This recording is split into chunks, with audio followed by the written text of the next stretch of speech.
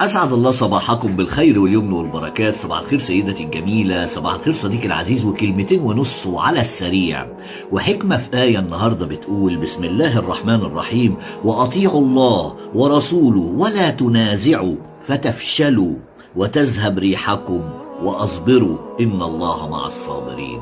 صدق الله العظيم.